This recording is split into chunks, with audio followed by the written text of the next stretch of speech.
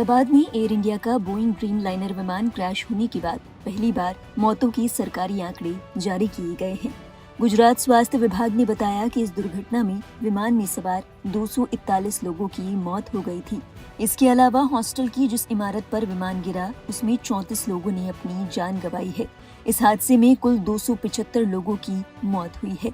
12 जून को अहमदाबाद से लंदन जाने वाला विमान उड़ने के महज 30 सेकंड के बाद क्रैश हो गया था।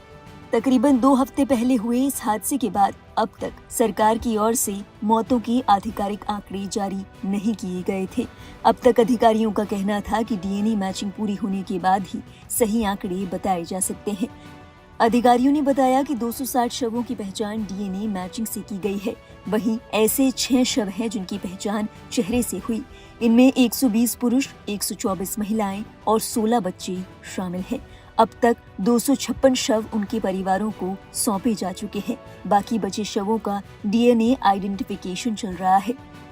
अधिकारियों का कहना है कि डीएनए सैंपल मिलान की प्रक्रिया अत्यंत संवेदनशील होती है। इसमें कई कानूनी पहलू भी शामिल होते हैं। इसीलिए हमारी कोशिश होती है कि ये कार्य बेहद गंभीरता, सटीकता और शीघ्रता से किया जाए।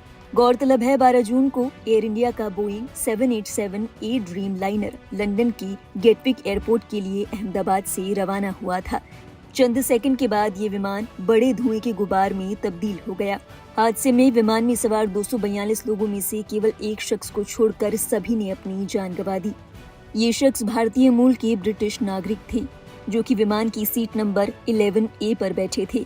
Aim right, achieve big. At KR Mangalam University, we provide you the platform to turn your dreams into reality.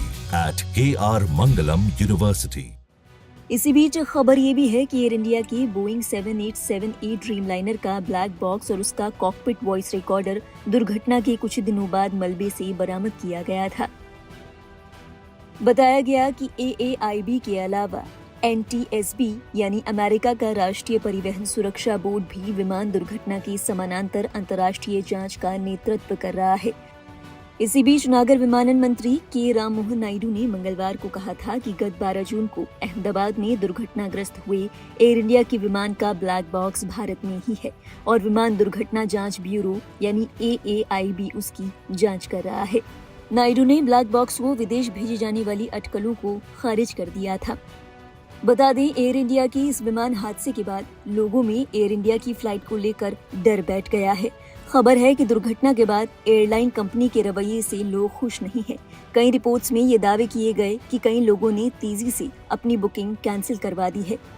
यहाँ तक कि कुछ लोगों ने तो रिफंड की चिंता किए बिना ही अपनी इंटरनेशनल टिकट को एयर इंडिया से रद्द करवा दिया है। बता दें, इस हादसे के बाद एयर इंडिया की ओर से बीते 2 सप्ताह में कई उड़ानों को रद्द किया गया।